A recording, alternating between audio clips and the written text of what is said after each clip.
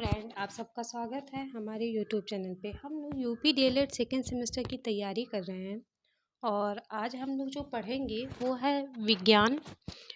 वो भी राजन सीरीज के जितने बहुविकल्पी प्रश्न हैं हम लोग उनको पढ़ेंगे।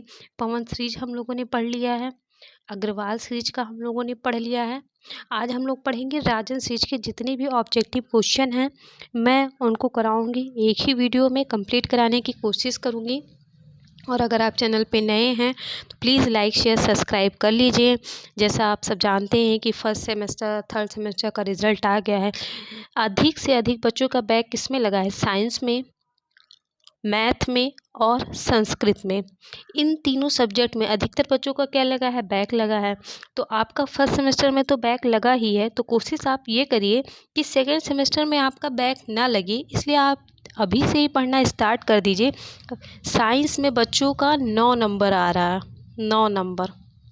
मैथ में 4 नंबर आ रहा है, संस्कृत में 6 नंबर, 7 नंबर आ रहा है। ऐसे बच्चों का नंबर आ रहा है जिनका बैक लग रहा है। कितना मतलब क्या बात करें इसमें, इसके बारे में। इसलिए आप अभी से ही अगर पढ़ना स्टार्ट कर लेंगे तो ये 7 नंबर, 9 नंबर, 4 नंबर आपके तो नहीं ही आएंगे। आप टेंशन फ्री होके एग्ज़ाम दे के आएंगे और आपको बैक की टेंशन नहीं रहेगी। तो इसलिए आप लोग अभी से ही पढ़ना स्टार्ट कर दीजिए, क्योंकि पेपर कहीं आउट ऑफ सिलेबस नहीं आता है। आपकी ही जो ये सीरीज़ है, पवन सीरीज, राजन सीरीज, अग्रवाल सीरीज, इन्हीं सब में से पेपर आप लोगों का आता है। अगर आपने पवन सीरीज ही अच्छे से पढ़ लिया तो भी आपको कोई टेंशन नहीं लेनी है। अगर आपने राजन सीरीज पढ़ लिया तो भी आपको ये टेंशन नहीं लेना पड़ेगा कि मेरा बैक लगेगा। हाँ, आप इसके साथ साथ प्रीवियस ईयर क्वेश्चन को भी ध्यान में रखिए, उसको पढ़ते रहिए। हम लोग अपने फर्स्ट क्वेश्चन से स्टार्ट करते हैं। पूछ रहा है कि भारत के पहले अंतरिक्ष यात्री थे। भारत के जो पहले अंतरिक्ष यात्री थे तो वो कौन थे? राकेश शर्मा थे। कौन थे? राकेश शर्मा थे। सॉरी। नेक्स्ट हम लोग का है कि पेट्रोल में होती है, पेट्रोल में क्या होती है? तो पेट्रोल में आप देख लीजिए रासायनिक ऊर्जा होती है। कैसी ऊर्जा होती है? रासायनिक ऊर्जा होती है। नेक्स्ट हम लोग का क्या है कि बल का एसआई मात्रक क्या है? बल का जो एसआई मात्रक है न्यूटन है। बहुत से लोगों का सवाल ये रहता है कि क्वेश्चन देख के आंसर तो कोई भी पढ़ लेगा। हाँ, क्वेश्चन देख के आंसर कोई भी पढ़ लेगा, ये सही बात है। बट बहुत लोगों के पास इतने पैसे नहीं रहते हैं कि वो 2-2, 3-3 सीरीज को अफोर्ड कर सकें, ले सकें। तो उन लोगों के लिए ये रहता है कि वो आराम से क्लास को देख लें, पढ़ लें और सुन लें। क्योंकि जो चीज़ आप पढ़ते हैं तो पढ़ने में आपको बोरियत सी होने लगती है। बहुत से बच्चों को पढ़ना नहीं पसंद होता है, सिर्फ सुनना पसंद होता है। तो यह वीडियो उन लोगों के लिए कि वह सुन लें, चीज़ों को सुनते रहेंगे तो कान में उनकी आवाज़ जाएगी और चीज़ों को देखेंगे। इससे उनको एग्ज़ाम टाइम में ये माइंड में आएगा कि हाँ, इसका ये हो सकता है या यही इसका आंसर है। तो उन लोगों के लिए थोड़ा ईजी हो जाता है। आप कोई भी सीरीज़ लेने जाएंगे तो आप एक सीरीज़ लेके आएंगे, नहीं कि तीनों। नेक्स्ट क्या है कि केवल जंतु कोशिका में पाया जाता है। जंतु कोशिका में क्या पाया जाएगा? तो सेंट्रोम। सेंट्रोम जो है, सेंट्रोम, ये किस में पाया जाता है? जंतु कोशिका में पाया जाता है। सेंट्रोसोम जो है ये किस में पाया जाता है? जंतु कोशिका में पाया जाता है। आप इसको 2 से 3 बार पढ़िए कि आपको तैयार हो जाए। ऐसे ही बल का एसआई मात्रक क्या है? बल का जो एसआई मात्रक है न्यूट्रन है, न्यूटन है। क्या है? न्यूटन है। चूना पत्थर का रासायनिक सूत्र क्या है? याद कर लीजिए, बहुत पूछता है। चूना पत्थर का रासायनिक सूत्र CaO, ये क्या है? चूना पत्थर का रासायनिक सूत्र। इसको आप याद कर लीजिए अच्छे से। नेक्स्ट क्या है? प्रकाश संश्लेषण क्रिया में कौन सी गैस निकलती है? जो प्रकाश संश्लेषण की क्रिया वो कौन सी गैस निकलती है पूछ रहा है, तो CO2। क्या है? प्रकाश संश्लेषण में जो गैस निकलती है क्या है? CO2। नेक्स्ट क्या है? एक तत्व में रासायनिक समस्थानिक होते हैं। एक तत्व में, एक तत्व के समस्थानिक होते हैं। तो एक तत्व के जो समस्थानिक में होते हैं परमाणु संख्या समान, लेकिन क्या होती है? द्रव्यमान संख्या भिन्न होती है। एक तत्व के समस्थानिक अगर पूछेगा तो उसमें क्या होता है कि परमाणु संख्या तो समान होती है, लेकिन द्रव्यमान संख्या कैसी होती है? भिन्न होती है। चंद्रमा क्या है? अगर चंद्रमा की बात करें तो यह एक उपग्रह है। क्या है? चंद्रमा एक उपग्रह है। अम्ल वे पदार्थ हैं। अम्ल कैसे पदार्थ हैं? तो बात करें अम्ल कैसे पदार्थ हैं, तो ये अम्ल जो होते हैं ये जलीय विलयन में H3O+ हाइड्रोनियम आयन बनाते हैं। क्या करते हैं? हाइड्रोनियम बनाते हैं। किसके में? जलीय विलयन में। नेक्स्ट क्या है? प्रबल क्षार। प्रबल क्षार क्या है? प्रबल क्षार की बात करें तो ये NaOH है। क्या है? NaOH है। नासा का मुख्यालय कहाँ है? नासा का जो मुख्यालय है ये वाशिंगटन DC में। कहाँ पे है? वाशिंगटन DC में। एक मुख्यालय से क्वेश्चन जरूर आता है, आप लोग याद रखिए। चूना पत्थर का सूत्र जरूर पूछता है। कुछ चीज़ें हैं जो बार बार रिपीट हो रही हैं, तो आप उन सब चीज़ों को थोड़ा फोकस करिए। आप लेके आए होंगे पवन सीरीज, राजन सीरीज, कोई भी सीरीज आप उठाइए, उसमें प्रीवियस ईयर दिया रहता है। प्रीवियस ईयर को देखिए, समझिए कॉन्सेप्ट को कि कौन से क्वेश्चन ऐसे हैं जो बार बार रिपीट हो रहे हैं। जो क्वेश्चन बार बार रिपीट हो रहे हैं उनको आप ज़्यादा ध्यान दीजिए, चीज़ों को पढ़िए, समझिए। इससे क्या होता है कि आपको चीज़ें थोड़ी आसान हो जाती हैं और आपको ये भी पता चल जाता है कि हाँ मैं कितना कर सकता हूँ। तंत्रिका कोशिका की विशेषता है। तंत्रिका कोशिकाओं की क्या विशेषता है ये पूछ रहा है। तो इनका आधार अनिश्चित होता है। कैसा होता है? इनका आकार जो होता है वह अनिश्चित होता है। तंत्रिका कोशिका की विशेषता क्या है कि इनका जो आकार होता है वो कैसा होता है? अनिश्चित होता है। दिन रात का होना, दिन रात का क्या होना है? यह नियमित एवं प्राकृतिक परिवर्तन है। नियमित एवं प्राकृतिक क्या है? परिवर्तन है। या नियम के साथ ऐसा नहीं है कि नहीं होगा, दिन है तो रात होगी, रात है तो दिन होगा। यह कैसा है? एक प्राकृतिक परिवर्तन है। पित्त रस बनता है, तो जो पित्त का रस है वो यकृत में बनता है। किसमें बनता है? यकृत में बनता है। तृतीय श्रेणी में उत्तोलक का उदाहरण है। तृतीय श्रेणी, ये आप इसको मैं एक बार पढ़ाऊंगी। उत्तोलक में कौन सा प्रथम श्रेणी में आएगा, कौन सा द्वितीय में, तो इसकी मैं एक थ्योरी क्लास लेके आऊंगी। उसमें मैं आपको थोड़ा कॉन्सेप्ट इसका समझा दूंगी, जिससे आपको चीज़ों को समझने में आसानी हो जाए। तृतीय श्रेणी का जो उत्तोलक का उदाहरण है वो चिमटा है। क्या है? चिमटा है। सुनामी का संबंध है। सुनामी का संबंध किससे है?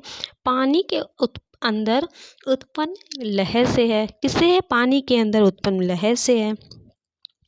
बादल फटने का क्या अर्थ है? अचानक भारी वर्षा। क्या है? अचानक भारी वर्षा। भूपृष्ठ पर आकस्मिक कंपन कहलाता है। क्या कहलाता है? भूकंप कहलाता है। क्या कहलाता है? भूकंप कहलाता है।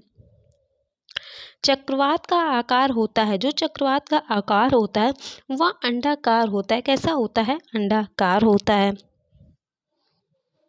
नेक्स्ट क्या है कि किस ग्रह को वर्ष सन 2006 में ग्रह की श्रेणी से हटा दिया गया था?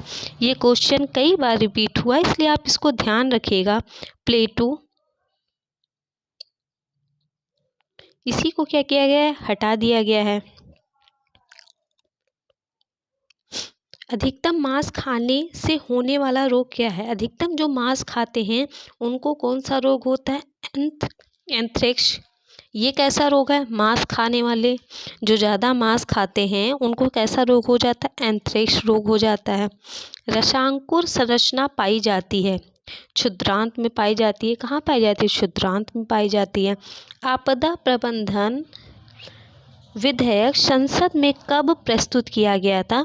तो यह सन 2005 में, सन 2005 ईस्वी में क्या हुआ था? प्रस्तुत किया गया था। नेक्स्ट क्या है कि जनसंख्या विस्फोट का कारण क्या है? अनियंत्रित जन्म दर एवं जनसंख्या वृद्धि क्या है? जनसंख्या विस्फोट का कारण है।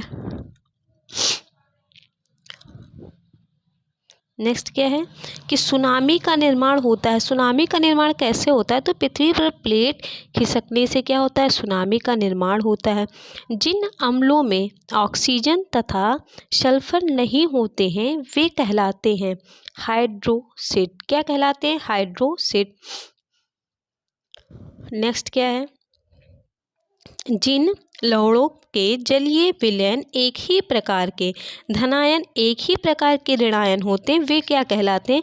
वे सामान्य लवण कहलाते हैं। क्या कहलाते हैं? सामान्य लवण कहलाते हैं। एसिटिक अम्ल की क्षारकता होती है। क्या होती है? एक होती है। कितनी होती है? एक होती है। निम्नलिखित में से जल प्रदूषण का कारण क्या है? जल प्रदूषण पूछ रहा है धुआं से तो होगा, धुआं से वायु होता है, भस्म भी वायु होगा, ऑक्सीजन भी वायु होगा। वाहित मल जो बह रहे हैं वो क्या हो जाएंगे? ऐसे मल जो बहते हुए आ रहे हैं वो क्या कर रहे हैं? जल को प्रदूषित कर रहे हैं। वायु प्रदूषण के कारण क्या हैं? कूड़े का जलना, मोटर वाहनों का धुआं, आग जलना, ये सारे क्या हैं? वायु प्रदूषण के कारण हैं। द्वितीय प्रकार के उत्तोलक का उदाहरण क्या है? बोतल खोलने वाला जो यंत्र है ये क्या है? द्वितीय प्रकार के उत्तोलक का उदाहरण हो गया। नेक्स्ट क्या है कि अम्ल व क्षारों की प्रबलता निर्भर होती है उनके आयनन की मात्रा पर निर्भर होती है। प्रबल अम्ल क्षार वह है जो जल से अधिक क्या होते हैं? अयनित होते हैं। वह जल से अधिक अयनित हों वो क्या होते हैं? अम्ल क्षार होते हैं। इलेक्ट्रॉन दाता तथा इलेक्ट्रॉन ग्राही पदार्थों के मध्य उपसम सहसंयोजक बंध बनाने की प्रक्रिया क्या कहलाती है? तो यह आनयन कहलाती है। क्या कहलाती है? आनयन कहलाती है। उदासीनीकरण क्रिया क्या है? लवण व जल बनते हैं वो क्या कहलाते हैं? उदासीनीकरण क्रिया कहलाते हैं। घड़ी की चाबी देने में संग्रहण करते हैं किसका? गतिज ऊर्जा का करते हैं। एलिशा परीक्षण किया जाता है एड्स जो होता है उसमें कौन सा परीक्षण किया जाता है? एलिशा परीक्षण किया जाता है। नाइट्रोजन अणु में होता है त्रिक संयोजक बंध। किसी तत्व का परमाणु 15 तथा द्रव्यमान 40 है तो तत्व के परमाणु की नाभिक में न्यूट्रॉनों की संख्या क्या हो जाएगी? 25 हो जाएगा। क्यों? क्योंकि द्रव्यमान की संख्या ज़्यादा है तथा परमाणु क्रमांक कम है। अगर द्रव्यमान की संख्या ज़्यादा है, परमाणु क्रमांक कम दिया हुआ है और न्यूट्रॉनों की संख्या निकालनी है तो हम दोनों को क्या कर देंगे? लेस कर देंगे। दाएं निलय से अशुद्ध रुधिर किस अंग से चला जाता है? तो यह फेफड़ा से जाता है। किधर से जाता है? फेफड़ा से जाता है। निम्नलिखित में से कौन सी मानवकृत आपदा नहीं है? मानवकृत अग्निकांड मानव द्वारा किया जा सकता है, रेल दुर्घटना, बम विस्फोट, बट भूकंप जो है ये मानवकृत आपदा नहीं है। निम्नलिखित में से भौतिक परिवर्तन है। दूध से दही बनना, गन्ने से रस निकालना। पूछ रहा है कि भौतिक परिवर्तन है तो जो बल्ब का जलना है ये क्या है? भौतिक परिवर्तन। दूध से दही भी निकालते हैं, गन्ने का रस भी निकालते हैं, कागज का जलाना भी एक मनुष्य के द्वारा काम हो रहा है। बल्ब का जलना ये आविष्कार होने के बाद ये क्या हुआ? भौतिक परिवर्तन हुआ। नींबू में पाया जाने वाला अम्ल क्या कहलाता है? तो ये एसिड क्या है? साइट्रिक अम्ल है। आप इसको याद रखिए, ये टेट सीटेट में बहुत पूछता है कि नींबू में पाए जाने वाला अम्ल कौन सा है? तो ये साइट्रिक अम्ल है। विटामिन डी का सबसे सस्ता प्राकृतिक स्रोत है तो यह सूर्य की रोशनी है। सबसे सस्ता ना आपको इसके लिए 1 रुपये देना है, ना कहीं आना है ना जाना है। आराम से आप अपने घर के छत पे बैठ जाइए, जहाँ भी धूप आ रही है आराम से आप क्या करिए? विटामिन को लीजिए। सरौता में अलम्ब होता है, किनारे तथा बीच के मध्य में होता है। कहाँ होता है? सरौता में आप देखे होंगे, अगर आपको पता होगा या आप देख रखे होंगे तो सरौता में अगर आप डली को काटते हैं तो ऐसा नहीं कि आप उसको बीच में एकदम रख के काटते हैं, वो मध्य और किनारे का साइड जो होता है वहाँ पे आप रख के क्या करते हैं? उसको काटते हैं। वह उत्तोलक जिसमें आलम्ब एवं आयाम के मध्य भार है वह क्या है? ट्रॉली है। क्या है? ट्रॉली है। विद्युत ऊर्जा को यांत्रिक ऊर्जा में परिवर्तित करता है। विद्युत ऊर्जा को यांत्रिक ऊर्जा में क्या परिवर्तित करता है? विद्युत मोटर जो होता है यह परिवर्तित करता है। अम्ल वे पदार्थ हैं, अम्ल कैसे पदार्थ हैं? अम्ल वे पदार्थ हैं जो जलीय विलयन में हाइड्रोजन आयन H- देते हैं। विटामिन सी का रासायनिक नाम क्या है? विटामिन सी का जो रासायनिक नाम है एस्कर्बिक अम्ल है। द्वितीय श्रेणी का उत्तोलक क्या है? द्वितीय श्रेणी का जो उत्तोलक है वह सरौता है। निम्नलिखित में से चूना पत्थर का रासायनिक सूत्र क्या है? CaCO3 ये क्या है? चूना पत्थर का रासायनिक सूत्र है। सोलर सेल में मुख्य रूप से ऊर्जा का रूपांतरण होता है प्रकाश ऊर्जा का विद्युत ऊर्जा में होता है। पेलग्रा रोग निम्नलिखित में से किस विटामिन की कमी से होता है? तो यह विटामिन बी की कमी से होता है। जड़ों द्वारा वर्धी प्रजनन होता है। जो जड़ों द्वारा वर्धी प्रजनन होता है वो शकरकंद में होता है। चंद्र ग्रहण की घटना होती है पूर्णिमा के दिन होती है। डीपीटी टीके से बचाओ, डी से डिपिथेरिया, पी से क्या हो गया? डिपिथीरिया, काली खांसी, टिटनेस, पी से काली खांसी, टी से टिटनेस हो गया। उपयुक्त तीनों हो जाएगा। CaSO4 में Ca का संयोजक होगा, Ca का जो संयोजक होगा वह +2 का संयोजक होगा। कीटनाशक दवाइयों के प्रयोग में वृद्धि होती है रोगाणु प्रतिरोध में। क्यों होती है? रोगाणुओं की प्रतिरोध क्षमता के लिए हम लोग क्या करते हैं? कीटनाशक दवाइयों का प्रयोग करते हैं। खरीफ की फसल है, जो खरीफ की फसल है इसमें यह धान है। इनमें में से कौन सा सूचक इंडिकेटर नहीं है? कौन सा सूचक इंडिकेटर नहीं है? एंटासिड जो है यह इंडिकेटर नहीं है। कंपोजिट खाद बनाई जाती है, कंपोस्ट खाद बनाई जाती है। कंपोस्ट खाद जो है वह गोबर कूड़ा कचरा दोनों को मिला के बनाई जाती है। नाइट्रोजन में उर्वरक पौधे बनते हैं अति शीघ्र गति से। कैसे? अति शीघ्र गति से बनते हैं। जूल मात्रक है कार्य और ऊर्जा दोनों का। मैं इसको बहुत ही तेज पढ़ के स्पीड से आसानी से इसको ख़त्म कर सकती थी, बट मैं थोड़ा आराम से पढ़ रही हूँ कि आपको चीज़ें समझ में आए। ऐसा नहीं कि मैं जल्दी जल्दी पढ़ जाऊँ और आपको समझ में ना आए, इसलिए आराम से इसको एक बार तो आप देख लिए पूरा कंप्लीट, फिर से इसको देखिए। मैक्सिमम अगर आपने 2 बार इसको सुन लिया तो हाँ ये है कि आप क्या होगा कि एग्ज़ाम टाइम में जब आपके सामने पेपर आएगा तो आप इसके दिमाग आपका वहाँ तक जाएगा ज़रूर कि हाँ इसका ये हो सकता है। ये आप 2 क्वेश्चन के साथ क्या कर सकते हैं? ऑप्शन के साथ समझ सकते हैं कि कौन सा इसका हो सकता है, अगर आपको एकदम राइट आंसर नहीं है पता तो। रबी की फसलें हैं तो चना जो है ये क्या है? रबी की फसलें हैं। किसी वस्तु में गति के कारण कार्य करने की क्षमता को क्या कहेंगे? गतिज ऊर्जा कहेंगे। यांत्रिक लाभ होता है WF क्या हो गया? ये यांत्रिक लाभ होता है। W/F है। सरल मशीन है, सरल मशीन क्या है? गिरनी ये क्या है? सरल मशीन है। वृक्षरोपण में भूमि का कटाव होता है, सामान्य रूप से होता है। बुलाई दोमट मिट्टी रेत की मात्रा होती है 60 से 80% होती है। हैरो खेत से निकलने के काम आता है खरपतवार। डिबलर से बुआई नहीं होती है। डिबलर से बुआई किसकी नहीं होती है? धान की नहीं होती है। सिंचाई में कटाऊ पानी विधि है। सिंचाई में जो कटाऊ पानी विधि है अपलाहन व प्रवाह विधि है। MKS पद्धति में कार्य का मात्रक क्या है? जूल है। कार्य क्या है? अदिश राशि है। ऊर्जा का मात्रक MKS पद्धति क्या है? जूल है।